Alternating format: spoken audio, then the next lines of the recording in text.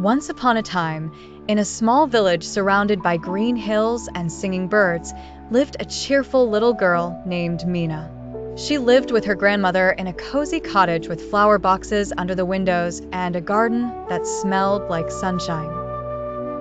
Right in the middle of their garden stood an old apple tree. Its bark was rough, its branches were crooked, and it only gave a few apples each year.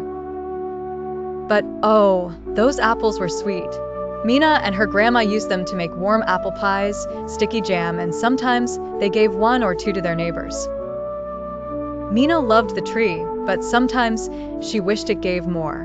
One afternoon, while Mina was playing outside, a shiny carriage rolled into the village. A merchant stepped out, carrying baskets of golden apples that sparkled like stars. Everyone crowded around to see. "Where did you get those?" Mina asked, wide-eyed. "From the royal orchard," the merchant said with a wink. "They grow golden apples as big as your head." Mina stared down at her little red apples on the tree. Suddenly, they didn't seem so special anymore. That night, she stood under the apple tree, looked up at its twisty branches, and whispered, "I wish you were magical. I wish you grew golden apples too." The next morning, Mina ran outside and gasped. Her apple tree was covered in glowing, golden apples. They sparkled in the sunlight and looked just like the merchant's.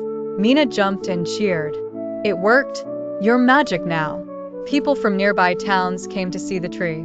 Mina and her grandmother picked the apples and sold them at the market. They earned shiny coins, bought new shoes, and even had sweets for dessert every night. But after a while, things didn't feel quite right.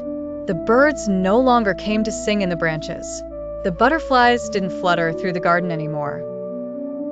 The jam from the golden apples tasted strange, too sweet, not like Grandma's.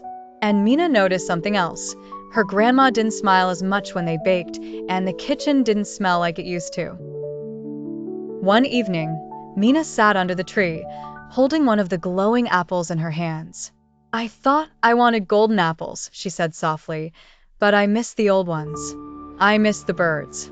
I miss the way everything used to feel." The tree rustled gently, as if it was listening. The next morning, Mina opened the window and gasped again, but this time with joy.